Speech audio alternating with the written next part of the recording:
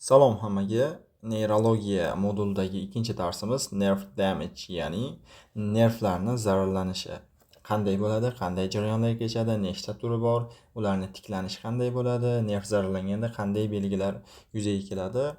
Ushbu ma'lumotlarni aynan bugungi darsimizda gaplashib chiqamiz. Peripheral nerve damage, ya'ni periferiyadagi nerv tolalarini zararlanishi 3 xil bo'ladi.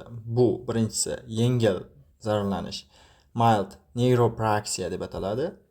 Zararlanish o'rta og'irlikda bo'lsa axonotmezis deb ataladi va og'ir zararlanish neurotmezis deb ataladi. Va mana shu nervda zararlanishda og'ir yengilligiga ko'ra yengil holsizlik, kuchsizlik yoki sezgini to'liqligicha yo'qolishi yoki mana shu nerv ta'minlaydigan organ a'zo to'qimasida umuman nerv ta'minlanish, nerv impulslarini to'xtashi va o'sha muskulni shol bo'lishiga olib kelishi ham mumkin. Keling, dastlab mana shu periferial nervlar qanaqangi tuzilgan bo'ladi, ushbu rasmda gaplashib chiqamiz.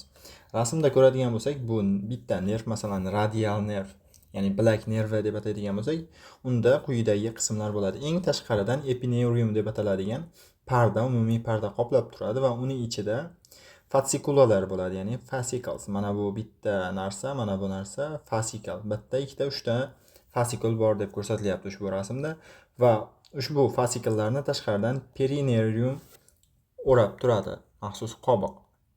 Uning ichida esa endoneurium bilan o'ralgan nerv tolalari joylashgan bo'ladi. Ya'ni bitta nerv, masalan, radial nervi yoki ulnar nerv deb atadigan bo'lsak, bilak tirsak nervlarining ichida faqatgina bitta nerv tolasi emas, ko'plab nerv tolalari bo'ladi va ularning hammasi bir-biridan maxsus pardalar bilan o'ralib, izolyatsiya bo'lgan bo'ladi. Bu mana shu izolyatsiya nerv tolalaridagi impulsni bir-biriga o'tib ketmasligi va aniq joyiga yetib borishini ta'minlab beradi.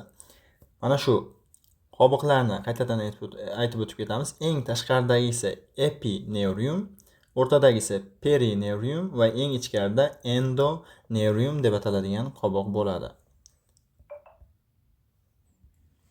Dastlabki periferik nervni zararlanish turi biz aytib o'tdik neuropraksiya edi. Neuropraksiyada qanday o'zgarish yuzaga keladi, qanday zararlanish? Zararlanish juda ham yengil bo'ladi.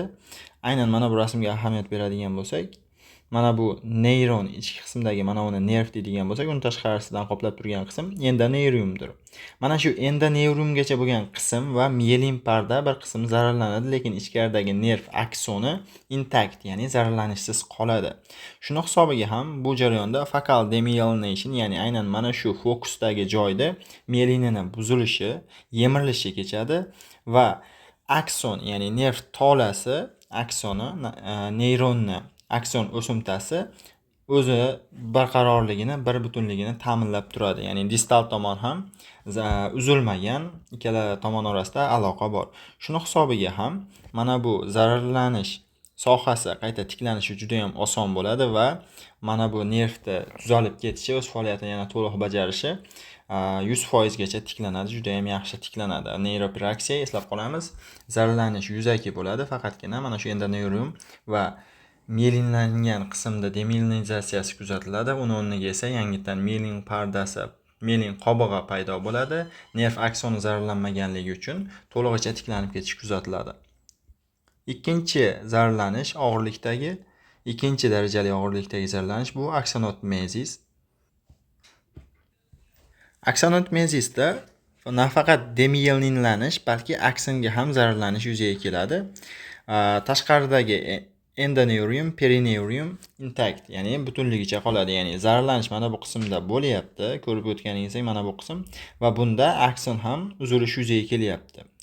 Axonotmezisda aytib o'tilgandek axon disrupted, ya'ni akson zararlanyapti va connective tissue intact, ya'ni tashqaridagi mana bu biriktiruvchi to'qimadan iborat bo'lgan endoneurium va perineurium doimiyligicha qolgani hisobiga mana bu qismdagi qon tomirlari o'zidagi mahsulotlarni berib turadi. Bu yerdagi glial hujayralar bo'linib ko'payib zararlanishning o'rnini yopadi. Keyinchalik esa mana shu akson ham bir-biriga ulanib, o'sib, nerv butunligi yana qayta tiklanadi. Axonotmezisda o'ziga xos qiziq jarayonlar keladi nervda tiklanishida. Bunda mana bu zararlangan sohadan hujayraga yaqin tarafda biz proksimal deb ataymiz proksimal qism, bu qism esa distal qism. Distal qismda va proksimal qismda ikki xil o'zgarishlar ketadi. Zararlanishda distal tomon, ya'ni mana bu zararlanishdan periferiyaga tomon harakatlanuvchi qismda Valerian degeneratsiyasi ro'y beradi. Valerian degeneratsiyasi nima? Aynan mana shu zararlangan sohadan ma'lum bir joygacha bo'lgan to'qimani, nervni va uni atrofidagi miyelin to'qimasini yemirilib ketishidir. Va bunda nerv to'lig'icha emas, balki mana shu zararlanishga biroz yaqin bo'lgan qismdagi nerv qismi zararlanadi, yo'qoladi xolos. Axon degenerates, myelin sheath involutus, ya'ni axon degeneratsiyaga uchraydi, miyelin qobiq erib ketadi, yo'qolib ketadi. Va ba'zi holatlarda mana shu zararlanishda aksonotomezisda akson qaytadan o'sadi va shuni hisobiga nervda butunligi yana qayta tiklanadi. Bu qachonki mana shu shvan hujayralari, miyelinda hosil qilib beruvchi shvan hujayralari bir butunlikni qayta tiklagandagina yuzaga keladi.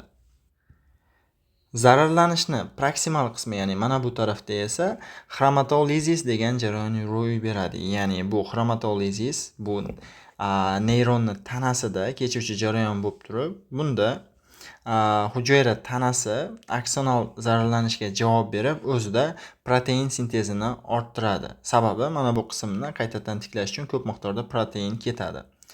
Bunda 3 ta tipik o'zgarish belgisi bor, ya'ni xromatolizis jarayonini hujayra tanasiga qarab turib bilib olishimiz mumkin bo'lgan 3 ta klassik belgisi bor. Birinchisi bu cellular edema with rounding of the cell body, ya'ni hujayra tanasini kattalashib shishga uchrashi. Cellular edema shish bo'lishi. Edema so'zining ma'nosi shish degan ma'noni anglatadi.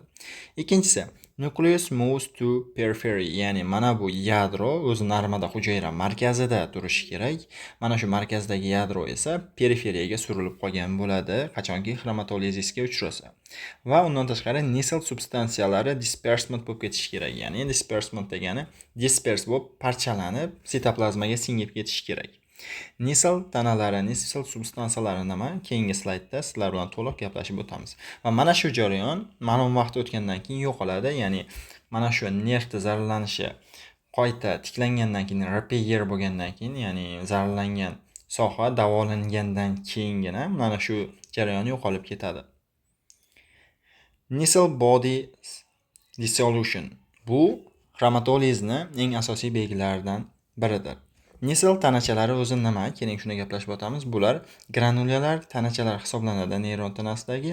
Mana shu granulalar aslida rough endoplazmatic reticulum, ya'ni g'adir-budir bo'lgan endoplazmatik retikulum. Bilamiz, biz hujayra mavzusida 9-sinf darsligida biologiya mavzusida gaplashganmiz.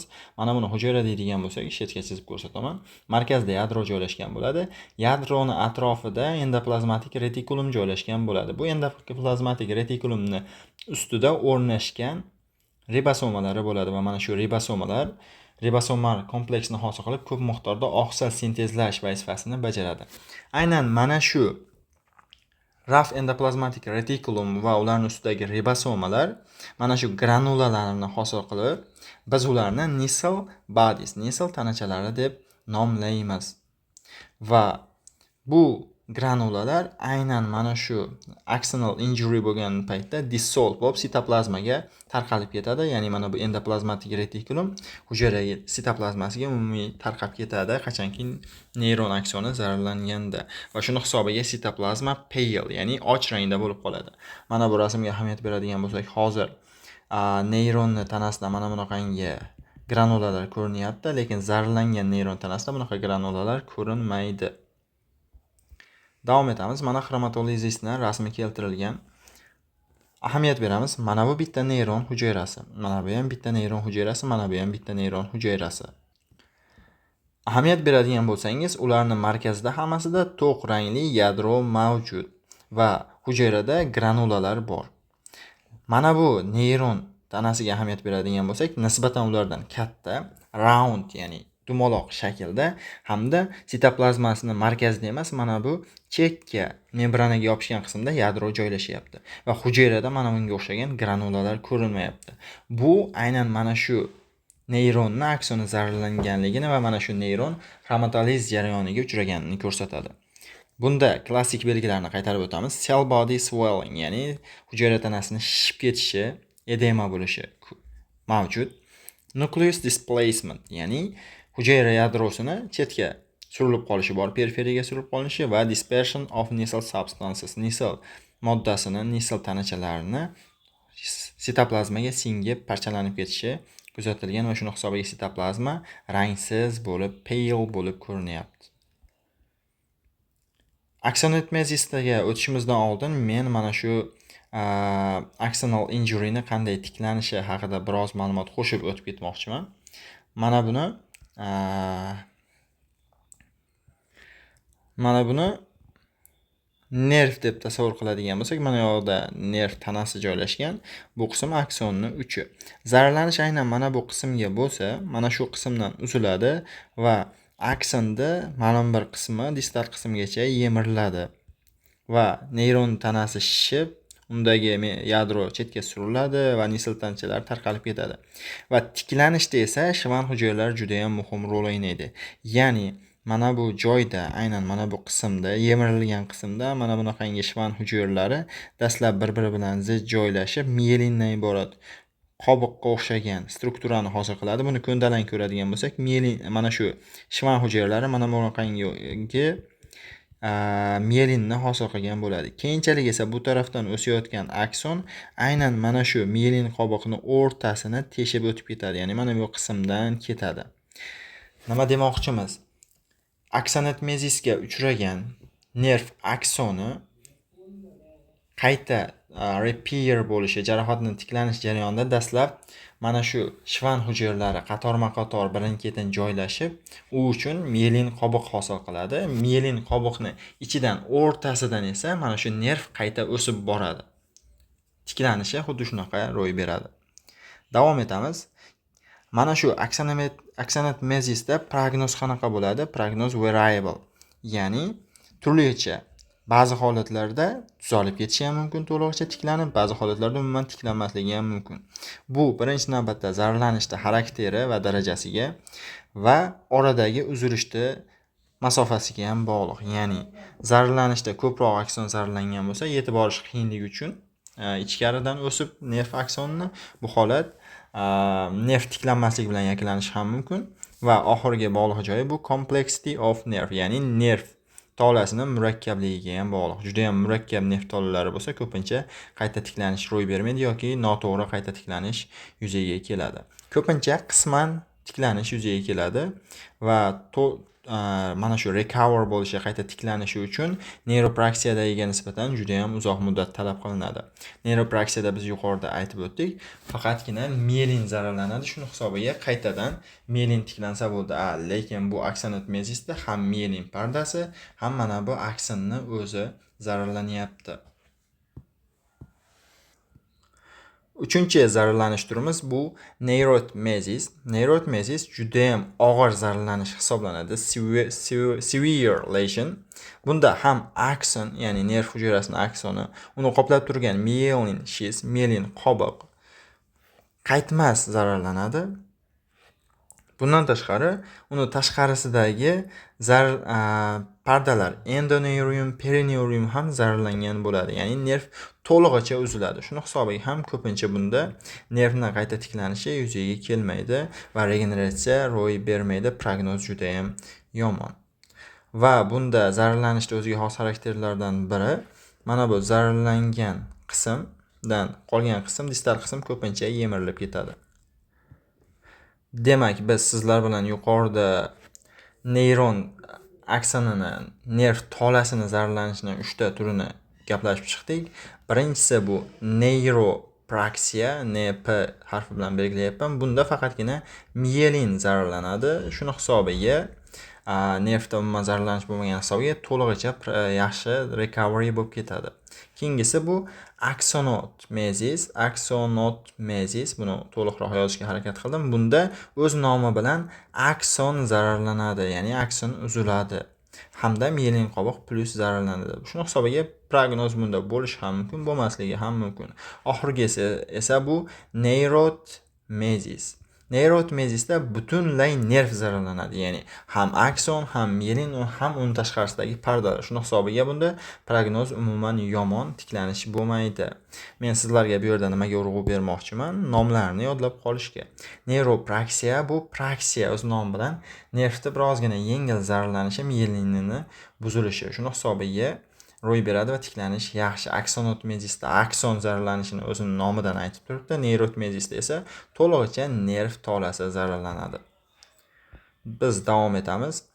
Organizmdagi neyronlar ikkita turga bo'linadi. Asosiysi motor neurons va sensory neurons va ba'zi manbalarda assosiativ neyronlar ham bor deyiladi. Biz mana shu ikkita turini o'rganib chiqamiz. Motor neyronlar.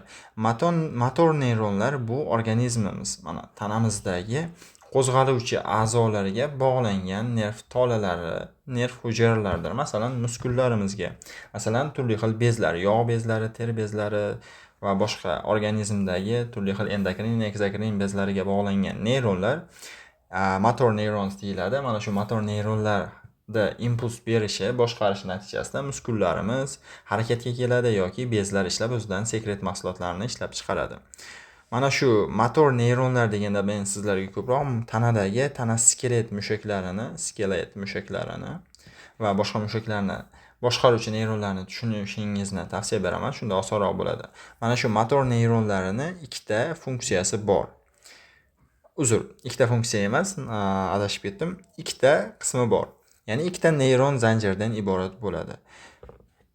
Bitta motor neyron ishini bajarish uchun ikkita neyron guruhi bir-biri bilan hamkorlikda ishlaydi. Ulardan biri bosh miyada joylashgan yuqori motor neyron deyiladi, upper motor neyron, ikkinchisi esa lower motor neyron bo'lib, u orqa miyada joylashgan bo'ladi. Rasmga ahamiyat beramiz. Ya'ni upper motor neyron bu yoqda boshda joylashgan bo'ladi tanasi, aksini kelib turib lower motor neyronga impuls beradi. Lower motor neyron orqa miyani kulrang moddasida joylashgan va o'zidan akson chiqib muskulga innervatsiyani yetkazib beradi. Brain to second nerve, ya'ni ikkinchi nervga miya hisoblanadi. Ya'ni upper motor neyronning ishi mana bu lower motor neyronning ishini boshqarib turish. Ko'pincha ingibitsiya qilish. Nima demoqchimiz? Mana bu yuqoridagi upper motor neyron pastdagi motor neyronning ishini bloklab, ingibitsiya qilib, nazorat qilib turish vazifasini bajaradi. Shuni hisobiga ham agar biz upper motor neyronning ishi buziladigan bo'lsa, zararlanadigan bo'lsa, mana bu pastdagi lower motor neyronning ishi juda ham overactive bo'lib, kuchayib ketadi va qisqarishlar mushaklarda kuchli ro'y beradi. Lower motor neyronning vazifasi esa mana shu markaziy nerv sistemasidagi impulsni muskulga yetkazib berish va mana shu muskul hujayralarini qisqartirish vazifasini bajaradi. Agar mana shu lower motor neyronning vazifasi yo'qoladigan, ya'ni u zararlanadigan bo'lsa, muskuldagi qisqarish umuman to'xtaydi va shuni hisobiga flaccidity, ya'ni shollik bo'lganda ham osilib qolgan muskul bo'shashib ketadigan shollik yuzaga keladi. Bizda sholni paraliz deymiz. Paraliz. Uning ikkita turi bor. Mana shu mushaklarning shol bo'lib qolishini. Birinchisi bu spastik. Ikkinchisi bo'ladigan bo'lsa flaccid. Spastik paralizda mana bu upper motor neyron zararlanadi. Mana shu upper motor neyron zararlangani hisobiga lower motor neyron ishi kuchayib, muskullarni kuchliroq qisqartiradi va bunda contraction yuzaga keladi. Tanadagi mushaklar ko'pincha qotib qoladi. Biz bu holatni spastic paralysis deymiz va spastic paralizda bilishimiz kerak, yuqoridagi motor neyron zararlanyapti. Flaccid paralizda bo'ladigan bo'lsa, lower motor neyron zararlanadi va u impulsni muskulga yetkazib bermagan hisobiga mana bu muskul bo'shashib qoladi va mana shu muskulni juda ham bo'shashganligidan biz holatga flaccid paraliz deb aytishimiz mumkin bo'ladi. Motor neyronlarning zararlanishi hozirga aytib o'tgan narsamiz. Bunda zararlanish agar upper lesion bo'lsa, ya'ni upper motor neyronning qismi zararlansa, bunda qayer bo'lishi mumkin? Mana motor korteksda, bosh miyaning motor markazida joylashgan neyronning tanasi zararlanishi mumkin yoki uni aksoni o'tadigan yo'lda biror bir qism zararlanishi mumkin. Bu akson internal kapsuladan o'tadi bosh miyada, bundan tashqari brainstem, miya ko'prigidan o'tadi. Uzr, miya ko'prigidan emas, miya ko'prigini pons deymiz. Brainstem bu miya sopi. Mana shu pons, uzunchoq miya, oraliq miya, o'rta miyadan iborat bo'lgan miya ustunni brainstem deymiz. Brainstemdan o'tadi va undan tashqari spinal cord, orqa miyani oq moddasida akson bo'lib kelib, pastki motoneyrongacha keladi. Mana shu yo'lgacha qaysidir bir qismda xoh mana va yoki mana bu hujayraning tanasini o'zida bo'lsa ham, bu jarayonda upper motoneyronda zararlanishi deb ataladi. Bu yoqda ham yozib qo'yapti. Mana shu korteksda zararlanish bo'lishi mumkin, internal kapsulada yoki corticospinal tractda zararlanish bo'lishi mumkin. Corticospinal tract bu mana buni oq miya, orqa miya deydigan bo'lsak, uni orqa miyasida mana shunaqangi maxsus nervlar guruhi bo'ladi, ya'ni miyani ma'lum bir qismidan aksonlarni keltiruvchi nervlar guruhi. Tasavvur qiling, mana bu qismdagi nervlar bir guruh, bu yoqdagi qism xuddi shunga o'xshashda, mana bu qismdagi nervlar yana boshqa guruh. Shunaqangi. Aynan mana shu nervlar guruhini biz traktlar, yo'llar deb ataymiz. Va mana shu traktlardan corticospinal tract aynan mana shu miyani po'stlog'ida joylashgan motor neyronlarni, aksonlarni o'zida tutgan qism hisoblanadi va uni zararlanishi yuqori motoneyronning aksonini zararlanganligini anglatadi va yuqori motoneyron ishini buzilishiga sabab bo'ladi. Lower lesion esa, ya'ni pastki motoneyronning zararlanishi, bu pastki motoneyron joylashgan qism, ya'ni orqa miyaning kulrang moddasidagi zararlanish bo'lishi mumkin yoki spinal cord nerves, ya'ni orqa miyadan chiquvchi bilamiz, shoxlar bor. Oldingi shoxi ko'pincha zararlanishi motor nervlarning zararlanishi deyiladi. Sababi orqa miyaning oldingi shoxlari harakatlantiruvchi, ya'ni motor xususiyatga ega bo'ladi. Yoki periferial nervlarning zararlanishi, masalan, bu yoqdan chiqdida aralash nerv bo'lib turib, tanaga, qo'lga yoki tananing boshqa asosidagi muskulga bordi, o'sha qismdan zararlanishni ham biz lower lesions deb ataymiz. Motor neuron lesions va ularda yuzaga keladigan holatlarni bir-biriga taqqoslab qo'yilgan jadval.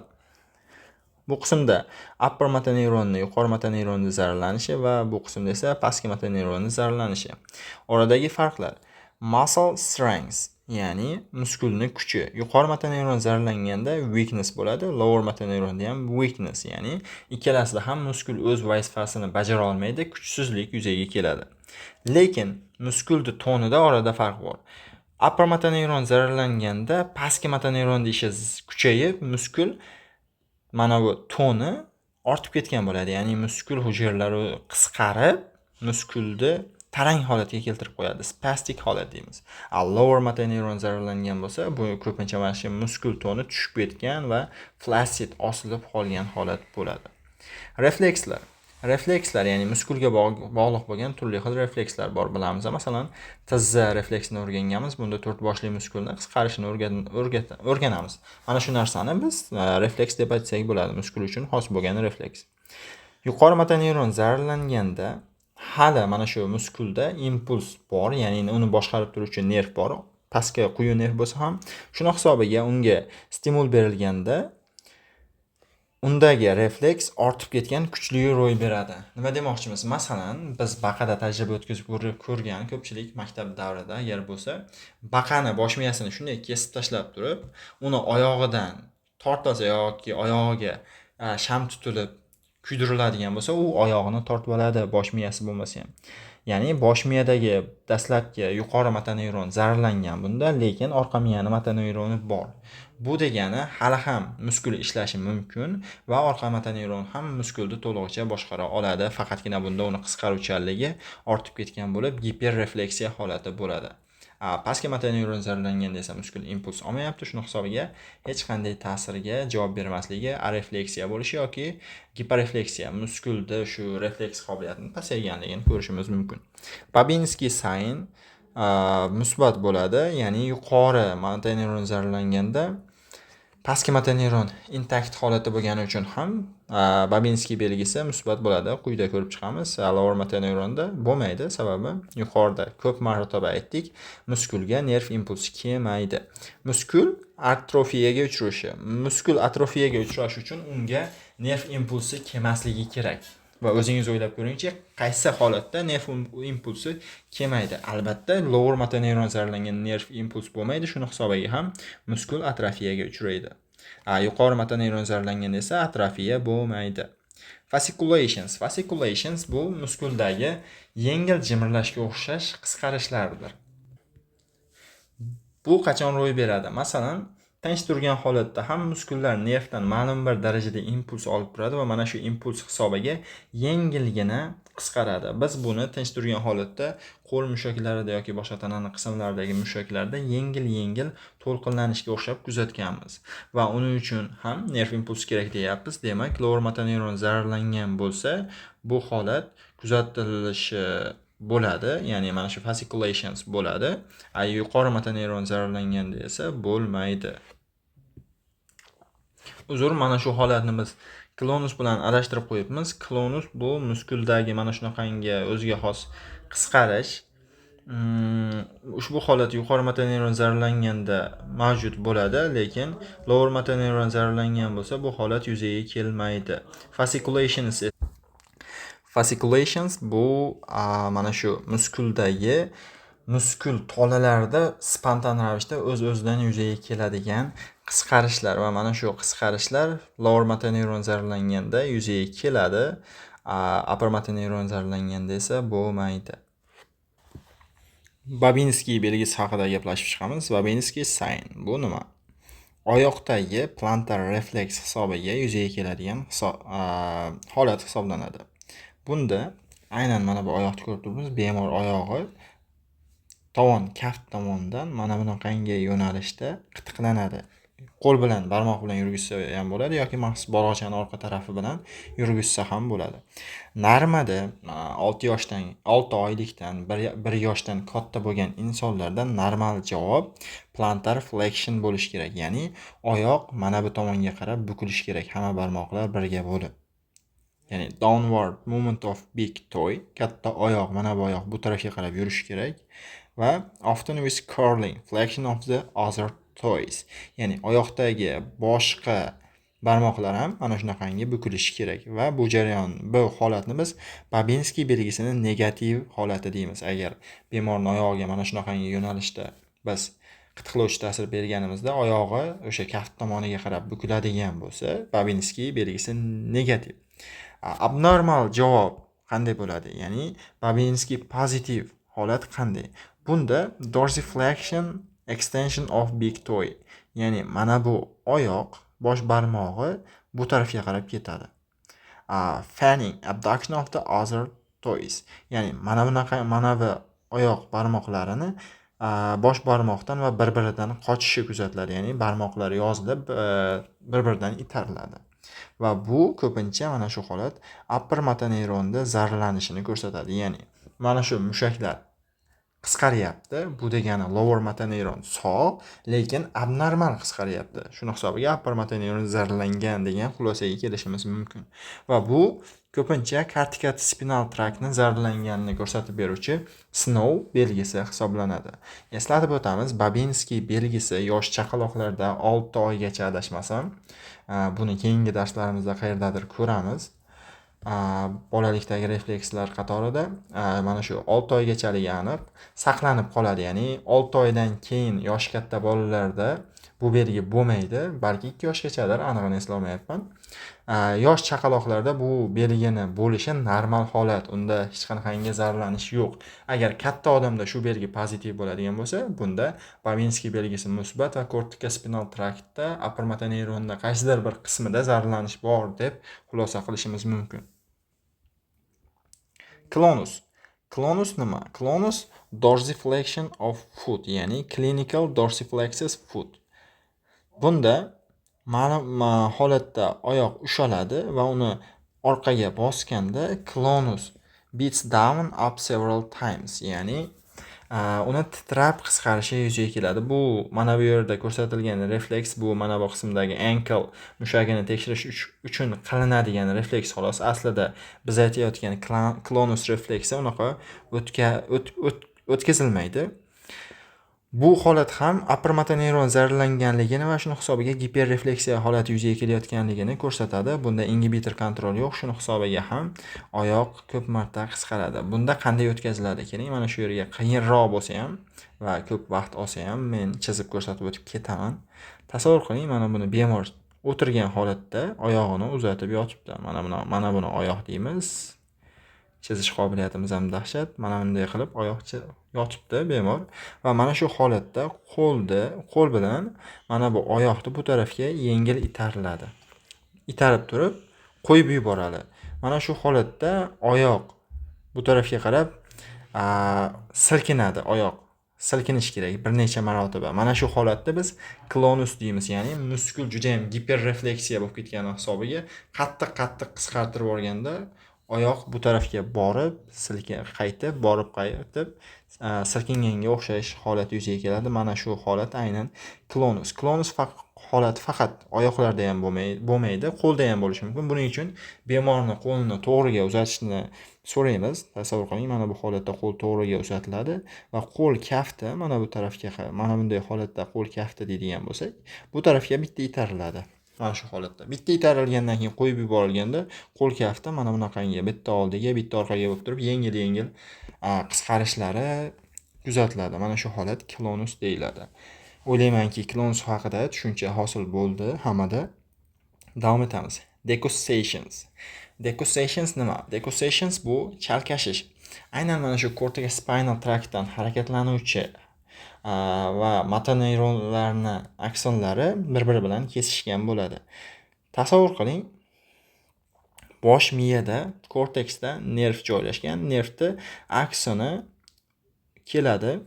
Kelgan paytida aynan piramidal traktda, medulla, ya'ni uzunchoq miyada joylashgan piramidal qismga kelganda o'ng tarafdagi nervlarning hammasi chapga o'tadi, chapdagi nervlarning hammasi o'ngga o'tadi.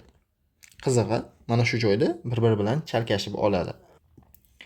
Va aynan mana shu medullada, ya'ni bosh kalla suyagidan chiqishda nervlar chalkashib olganini hisobiga ham tanani o'ng tarafdagi muskullar harakati ishini bosh miyani chap tarafi va aksincha chap tarafdagi muskullarni bosh miyani o'ng yarim shari motoneyronlari boshqaradi. Xo'p, endi bu rasmga ahamiyat beramiz. O'shani ko'ndalang kesmalari, miyani qismlarini ko'ndalang kesmalari keltirilgan. Mana bu akson kelyapti, medullary pyramidsga kelyapti va medullary pyramidsda pyramidal decussation kechyapti, ya'ni piramidal chalkashinish. Bu qism lower medullada joylashgan, ya'ni uzunchoq miyani pastki qismida. O'ng tarafdagi nervlar chapga, chapdagilar esa o'ngga o'tyapti va lateral corticospinal tract orqali orqa miyadan tushyapti. Orqa miyaga tushgandan keyin nerv bo'lib chiqib oldingi shoxlardan muskulga boryapti. Va bu bizga bilishimiz klinikada aynan mana shu upper motoneyronda qaysi qismdan zararlanganligini bilish va shunga qarab qaysi muskul zararlanayotganligi orqali diagnoz qo'yishga ahamiyat beradi. Tasavvur qiling, o'ng oyoqdagi muskulda giperrefleksiya holati bor. Bu degani yuqori motoneyron zararlandi. Corticospinal tractni qaysi tarafi zararlandi bilishimiz kerak. Masalan, agar corticospinal tract agar orqa miya sohasidan zararlangan bo'lsa, zararlanishni o'sha tarafda corticospinal tractdan qidirishimiz kerak. Va aksincha medulladan yuqori qismda zararlanish bo'lsa, bu qarama-qarshi tarafda bo'ladi. Keyingi darslarimizda aynan mana shu traktlarga bog'liq darslarimizda buni yana ham chuqurroq gaplashib o'tamiz. Keling, bu qismni o'qib qo'yamiz o'zimiz uchun, ma'lumot uchun. Upper motoneuron crust just below medulla, ya'ni medullani birozgina pastda, eng pastki qismda lower medullada decussasiya bo'ladi, chalkashinadi va lesions above decussation, ya'ni mana shu chalkashishdan yuqoridagi zararlanishlar contralateral dysfunctionga sabab bo'ladi, ya'ni qarama-qarshi tarafdagi muskulni ishini buzilishiga sabab bo'ladi. Lesions below decussation, ya'ni mana shu chalkanishdan pastdagi zararlanishlar ipsilateral disfunksiyaga sabab bo'ladi, ya'ni o'zini tarafidagi muskulni ishi buzilishiga olib keladi. Va shuni hisobiga ham biz klinik tashxis qo'yishda kontralateral zararlanish, ipsilateral zararlanish degan atamalarni va shifokorlar ham shu atamalarni ko'p foydalanadi. Endi siz bilishingiz mumkin, mana shu so'zlar qanday ma'no anglatadi? Ipsilateral bo'lsa o'zi tarafda zararlanish, kontralateral bo'lsa qarama-qarshi tarafda zararlanish bo'layotganligini anglatishini. Davom etamiz. Bulbar muscles guruhi bor, ya'ni bulbar nerv tolalari bilan supply qilinadigan, innervatsiya qilinadigan muskullar guruhi bor. Bu muskullar asosan kalla va bo'yinda joylashgan mushaklardir. Bu mushaklar, mana shu bulbar mushaklar bosh miyadan chiquvchi kalla miya nervlari tomonidan, ya'ni cranial nerves tomonidan innervatsiya qilinadi. Bular qaysilar?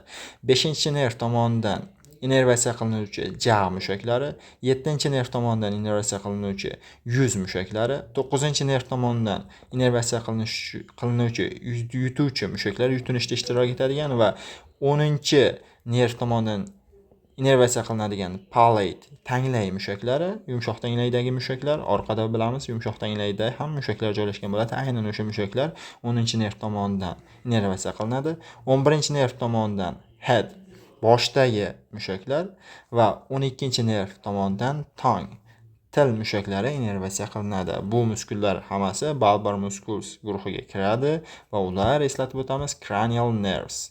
Bosh miyadan chiquvchi miya nervlari, kalla nervlari tomonidan innervatsiya qilinadi. Bu rasmda mana shu kalla nervlarini qaysi teshiklardan chiqishi, nomlari keltirib o'tkazilgan.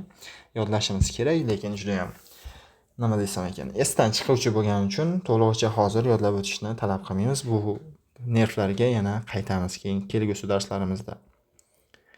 Bulbar versus pseudo bulbar.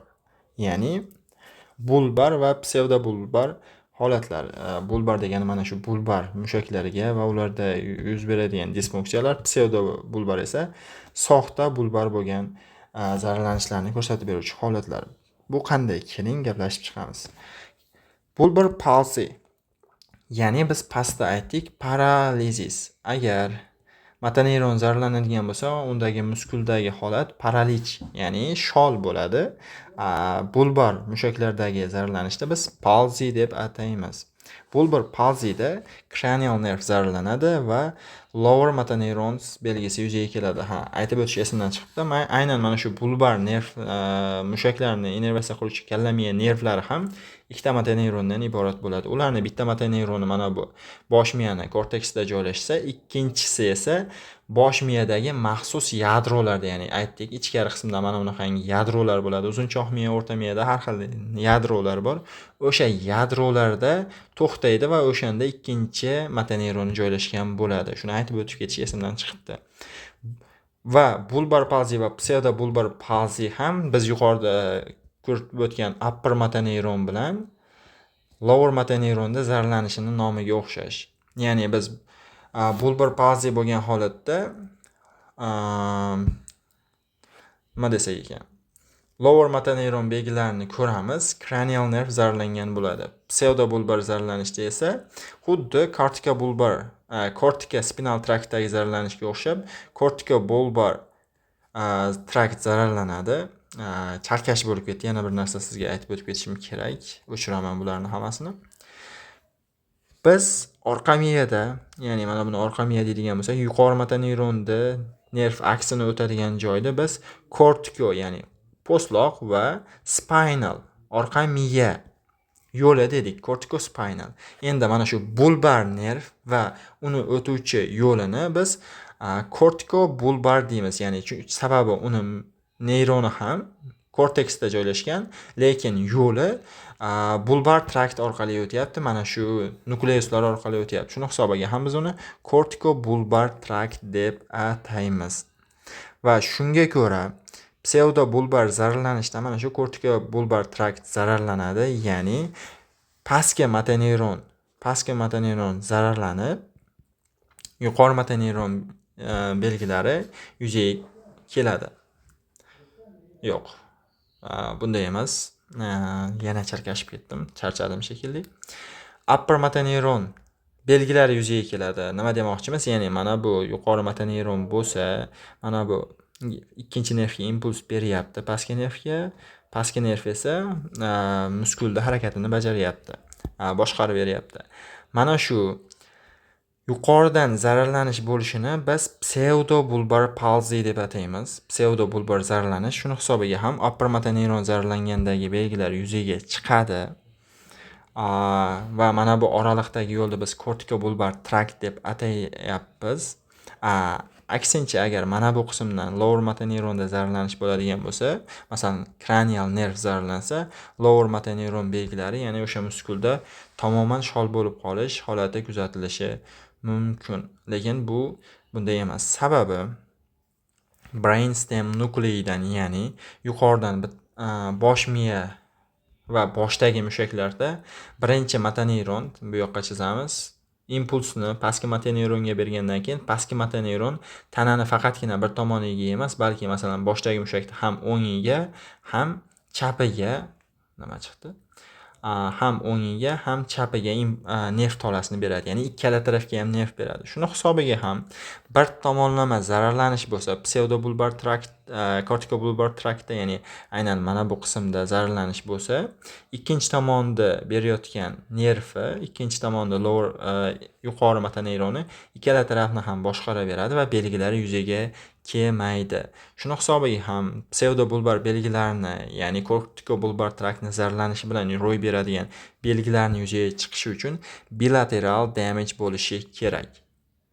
Bu ko'pincha large strokes, juda ham katta bo'lgan insultlarda, ALSda yoki multiple sclerosis kabi holatlarda yuzaga keladi. Biz mana shu slaydda yo'l qo'ygan juda ham ko'plab chalkashmovchiliklar uchun uzr so'raymiz tinglovchilardan.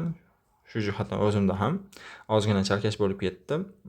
Lekin oxirgi qism baribir tushunarli bo'ldi deb o'ylayman. Biz yana bir eslatib o'taman.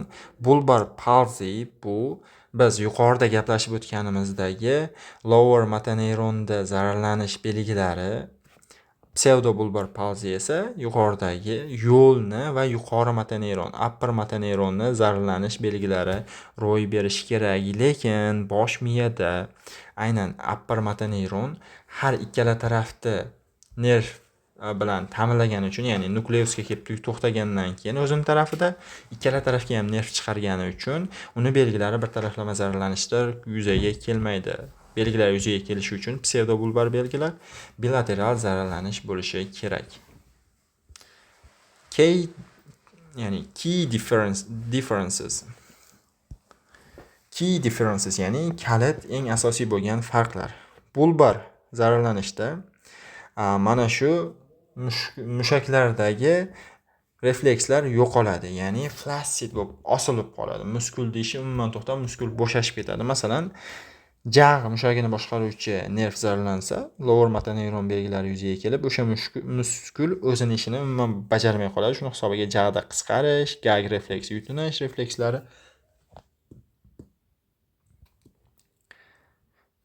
reflekslari ro'y bermaydi. Til flaccid bo'lib osilib qoladi, umuman wasted bo'ladi. Og'iz ichida shunday tushib qoladi. Jag' bo'lsa, zararlangan tomonga qarab surilib ketadi pastga jag'. Nimaga? Buni ham chizib ko'rsataman. Mana buni odamda boshi deb tasavvur qiling. Boshni ham chizishga yubordik. Boshqa tamayyorga chizaman. Mana buni jag' deydigan bo'lsak, og'iz. Mana bu tarafdagi, o'ng tarafdagi mushaklarning vazifasi jag'ni qarama-qarshi tarafga itarish. Navarot, bu tarafdagi chapdagi mushaklarning vazifasi esa qarama-qarshi tarafga itarishdir. Shuni hisobiga ham aynan bulbar zararlanish bo'ldi. Tasavvur qiling, mana bu tarafdagi mushaklarga impuls kelmay qo'ysa, bu tarafdagi mushaklarning ishi kuchayib ketib, qarama-qarshi tarafga, ya'ni zararlangan tomonga qarab jag'ni surib yuboradi. Ya'ni biz masalan jag'i o'ngga qiyshayib qolgan odamni ko'rsak, uni o'ng jag' muskullarini zararlanishini qidirishimiz kerak, chapni emas. Chap to'g'ri ishlagani uchun jag'ni narigi tarafga qarab surib yuboryapti. Pseudobulbar zararlanish esa bu exaggerated gag reflex, ya'ni yutinish refleksini kuchayib ketishi bo'ladi. Sababi yuqori motoneyron zararlanib, ya'ni upper motoneyron zararlanib, pastki motoneyronning ishi kuchayib ketadi. Shuni hisobiga giperrefleksiya holati bo'ladi. Til spastik bo'lib qoladi, ya'ni tarang bo'lib qoladi, tonus ortib. Wasting holati, bo'shashib ketib holati bo'lmaydi va spastic dysarthria bo'ladi, ya'ni gapirishdagi muammolar, nutqning buzilishi, lekin spastik bo'ladi, ya'ni umuman gapira olmaydi emas. Va shu bilan bugungi mavzuimizni sizlar bilan tugatamiz. Ko'rishguncha sog' omon bo'ling.